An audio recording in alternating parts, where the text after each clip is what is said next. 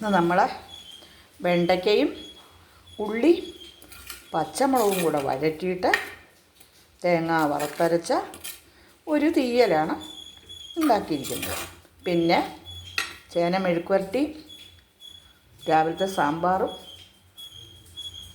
മുളക് വറുത്തതും തോരനും ഒക്കെ ഉണ്ട്. ഇത് നല്ലൊരു തീയലാണ് കേട്ടോ. ഈ വെണ്ടയ്ക്കയും ഒരു വലിയുള്ളി, ഒരു പിടി ചെറിയുള്ളി, 2 പച്ചമുളകും കൂടെ നമ്മൾ നന്നായിട്ട് വഴറ്റിയതിന് ശേഷം അതിലേക്ക് ആവശ്യത്തിനുള്ള വാളംപുളി പിഴിഞ്ഞൊഴിച്ച് ഉപ്പുമിട്ട് മഞ്ഞൾപ്പൊടി ഇട്ട് ലേശം മുളക് പൊടിയും ഇട്ട് അതൊന്ന് തിളയ്ക്കട്ടെ. തിളയ്ക്കുമ്പോഴത്തേക്ക് നമ്മൾ ഒരു മുറി നാളികേരം പൊടിയായിട്ടരിഞ്ഞ് നമ്മൾ അതിനെ ഒരു പിടി മല്ലി, ഒരു പിടി മല്ലി, ഒരു 5 വറ്റൽമുളകും 2 ചെറിയുള്ളിയും കുറച്ച് കറിവേപ്പിലയും കൂടി ഇട്ട് നന്നായിട്ട് വഴറ്റിയിട്ട് നമ്മൾ അതിനെ മഷി പോലെ അരച്ചെടുക്കണം. മഷി പോലെ അരച്ചെടുത്തതിന് ശേഷം നമ്മൾ അതിനെ ഈ വെണ്ടയ്ക്കായും ഉള്ളിയും പച്ചമുളകും എല്ലാം കൂടെ നമ്മൾ വഴറ്റിയില്ലേ, ആ വഴറ്റിയിട്ട് വാളംപുളി പിഴിഞ്ഞൊഴിച്ച് അതിൽ കിടന്ന് തിളച്ചില്ലേ, ആ തിളയ്ക്കുന്ന കൂട്ടിലേക്ക് നമ്മൾ ഈ തേങ്ങ വറുത്തരച്ചത് കലക്കി ഒഴിക്കുക. തേങ്ങ വറുത്തരയ്ക്കുമ്പോൾ നമ്മളൊന്ന് ശ്രദ്ധിക്കേണ്ടതായിട്ടുണ്ട്. ഇത് നോക്കൂ, ഫോട്ടോയിൽ കാണുമ്പോഴാണിത് ബ്രൗൺ നിറമില്ലാത്തത്.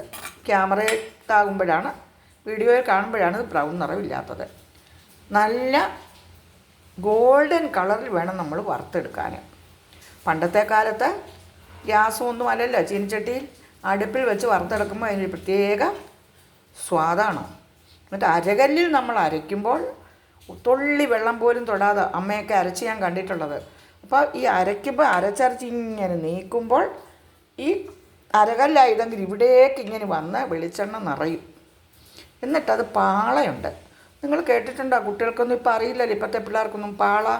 കവുങ്ങിൻ്റെ പാള, അത് തവി പോലെ വീതിയിൽ അത് ചെത്തി ഷേപ്പ് ചെയ്ത് ഉണക്കി വയ്ക്കും. അതുകൊണ്ടാണ് അരകല്ലിൽ നിന്ന് ഇതിങ്ങനെ വടിച്ചെടുക്കുന്നത്. ഇന്നത്തെ കൈ തൊടുക പോലുമില്ല. ഇന്നത്തെ കാലത്ത് അരകല്ലുമില്ല, വടിച്ചെടുക്കുന്ന പാളയുമില്ല. അതുപോലെ പ്രസവിച്ചു വീഴുന്ന കുഞ്ഞുങ്ങളെ കിടത്തി കുളിപ്പിക്കുന്നത് പാളയിലാണ്.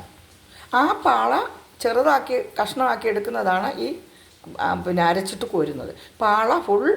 കവുങ്ങിൻ്റെ ഫുൾ പാളയിൽ കുഞ്ഞുങ്ങളെ കിടത്തി കുളിപ്പിക്കും. ഇന്നത്തെ പോലെ റബ്ബർ ഷീറ്റിലൊന്നുമല്ല. അവർ പ്രകൃതിയോട് ഇണങ്ങിയാണ് വളർന്നത്. റബ്ബർ ഷീറ്റിലൊന്നും ഇട്ടല്ല കുഞ്ഞുങ്ങളെ കുളിപ്പിക്കുന്നത്, ഈ പാളയിലാണ്. അപ്പോൾ ആ പാള തന്നെ ഒരു കുഞ്ഞിനെ കിടത്താനുള്ള പാകത്തിനാണത് പ്രകൃതി തന്നെ ഫോം ചെയ്തിരിക്കുന്നത്. അപ്പോൾ നമ്മൾ ആ പാളയിൽ കിടത്തി കുളിപ്പിക്കുമ്പോൾ കുഞ്ഞിന് കാലും കൈയുമൊക്കെ ഇട്ടിങ്ങനെ ഇളക്കാനും ഒരു എക്സസൈസ് പോലെയൊക്കെ അമ്മമാർ കുഞ്ഞുങ്ങളെ കൊണ്ട് ചെയ്യുന്നതാണ്. കൈയൊക്കെ പൊക്കുക, താക്കുക, അങ്ങോട്ടും ഇങ്ങോട്ടൊക്കെ ആക്കുക, കാലും കൈയും ഒക്കെ, എന്നിട്ട് ശരീരമൊക്കെ നല്ലോണം തിരുമ്മി ഇതാക്കുക, മൂക്കൊക്കെ ഇങ്ങനെ തിരുമ്മി എടുക്കുക, കവിളൊക്കെ ഇങ്ങനെ ഇതാക്കുക. അങ്ങനെ പാളയിൽ കിടത്തിയാണ് അന്നത്തെ കാലത്ത് കുഞ്ഞുങ്ങളെ കുളിപ്പിച്ചിരുന്നത്. നല്ലോണം ശരീരം മുഴുവൻ എന്നും എണ്ണ തേപ്പിക്കും പിള്ളേർക്ക്. നല്ലോണം ശരീരം മുഴുവൻ എന്നും കുഞ്ഞുങ്ങളെ എണ്ണ തേപ്പിച്ച് കുളിപ്പിക്കും. അതിനുശേഷം തലയിൽ രാസ്നാദി തിരുമ്മും.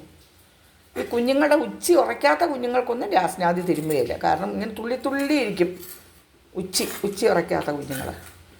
അങ്ങനെ അന്നത്തെ കാലത്ത് അങ്ങനെയൊക്കെ അവരൊക്കെ വളർത്തിയത് കൊണ്ടായിരിക്കും ഇപ്പം ഈ പ്രായം വരെയും ഇങ്ങനെയൊക്കെ ജീവിച്ചിരിക്കുന്നതെന്ന് നമുക്ക് വിശ്വസിക്കാം, അല്ലേ?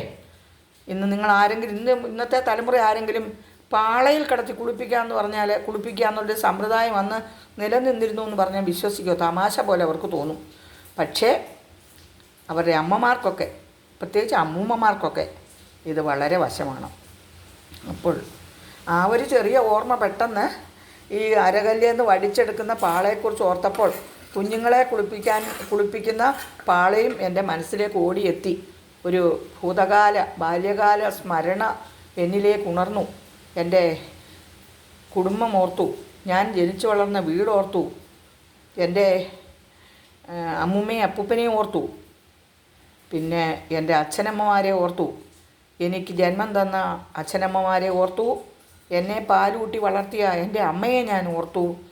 എൻ്റെ സഹോദരങ്ങളെല്ലാം ചുറ്റുവട്ടം കളിക്കുന്ന പോലെ എനിക്ക് തോന്നി. എൻ്റെ പിന്നാലെ ഓടിക്കൂടി അവർ. എൻ്റെ താഴെയായിരുന്നു എല്ലാ പിള്ളേരും. അത് കാരണം കൊണ്ട് ഞാൻ ഒരു ലീഡറെ പോലെ അങ്ങനെ വലസിയിരുന്നു, അവരെയൊക്കെ ഭരിച്ചും ശിക്ഷിച്ചും ഒക്കെ. അപ്പോൾ അങ്ങനെ ഒരു വട്ടം കൂടിയൻ ഓർമ്മകൾ മേയുന്ന തിരുമുറ്റത്തെത്തുവാൻ മോഹം. അങ്ങനെ ഞാൻ എൻ്റെ തിരുമുറ്റത്തേക്ക് പോയി. നിങ്ങളെയെല്ലാം ഞാൻ നിങ്ങളുടെ ബാല്യത്തിലേക്കും നിങ്ങളുടെ തിരുമുറ്റത്തേക്കും ഒക്കെ എത്തിക്കുവാൻ എൻ്റെ ഈ വീഡിയോ സഹായിച്ചെങ്കിൽ ഞാൻ കൃതാർത്ഥയായി. എല്ലാവർക്കും ഉണ്ട്. വലിപ്പച്ചെറുപ്പമന്യേ പാവപ്പെട്ടവരെന്നോ പണക്കാരെന്നൊന്നുമില്ല. ആ ബാല്യകാലം എല്ലാവർക്കും ആ ബാല്യകാലത്തിൽ കൂടെ കടന്നുപോയിരുന്നതാണ്.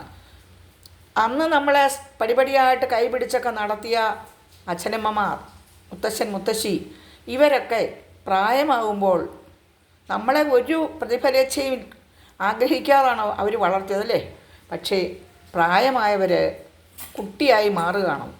അപ്പോൾ അവർക്കും അന്ന് നമുക്ക് ഇവരുടെ ആശ്രയം വേണമല്ലോ അല്ലേ. അപ്പോൾ ഇപ്പോൾ അവർക്കും നമ്മുടെ ആശ്രയം വേണ്ടി വരുന്നുണ്ട്. ഒരു കുഞ്ഞിനെ പരിചരിക്കുന്ന പോലെ നമ്മൾ പ്രായമായ നമ്മുടെ ഗ്രാൻഡ് പേരൻസിനെയൊക്കെ പരിചരിക്കണം, ശ്രദ്ധിക്കണം, സ്നേഹിക്കണം എന്നുള്ള ഒരു അപേക്ഷയോടുകൂടി ഞാൻ എൻ്റെ ഈ ഉച്ചക്കത്തെ ചെറിയ വീഡിയോ ഇവിടെ വൈൻഡപ്പ് ചെയ്യുന്നു. ഇനി ഞാൻ ചോറുണ്ണട്ടെ. ചോറ് ആവശ്യത്തിനുണ്ട്. എല്ലാവർക്കും ഒരു സുദിനം നേർന്നുകൊണ്ട്, ഒരു നല്ല സായാഹ്നം നേർന്നുകൊണ്ട്, നിങ്ങളുടെ സരസ്വതി ടീച്ചർ, സരസ്വതി സരയു. എല്ലാവരും എൻ്റെ വീഡിയോസൊക്കെ കാണണം, ഷോർട്ടുകൾ കാണണം. എല്ലാവരും ഷോർട്ട് മാത്രം കണ്ടിട്ട് പോവുകയാണ് കേട്ടോ. പ്ലീസ് നിങ്ങൾ വീഡിയോയും കൂടെ കാണണേ. എന്നിട്ട് അതിനെ ഫുള്ളും കണ്ടിട്ട്, ഞാൻ രസകരമായിട്ട് നിങ്ങളെ രസിപ്പിച്ചുകൊണ്ടല്ലേ എല്ലാം പറയുന്നത്. നിങ്ങൾക്ക് ഇഷ്ടപ്പെട്ടാൽ ലൈക്കും കമൻറ്റും ഒക്കെ അടിക്കണം. നിങ്ങളുടെ പ്രിയപ്പെട്ടവരിലേക്ക് ടീച്ചറെ എത്തിക്കണം, സപ്പോർട്ട് ചെയ്യണം. എല്ലാവർക്കും നല്ലത് മാത്രം സംഭവിക്കട്ടെ എന്ന് പ്രാർത്ഥിച്ചുകൊണ്ട് നിങ്ങളുടെ സരസ്വതി ടീച്ചർ, സരസ്വതി സരയു. ലോകാ സമസ്ത സുഖിനോ ഭവന്തു. എല്ലാവർക്കും, ലോകത്തിലുള്ള എല്ലാവർക്കും സുഖമുണ്ടാകട്ടെ, സമാധാനം ഉണ്ടാകട്ടെ. അതിലും വലിയൊരു പ്രാർത്ഥനയില്ല അല്ലേ. അപ്പോൾ താങ്ക് യു സോ മച്ച്.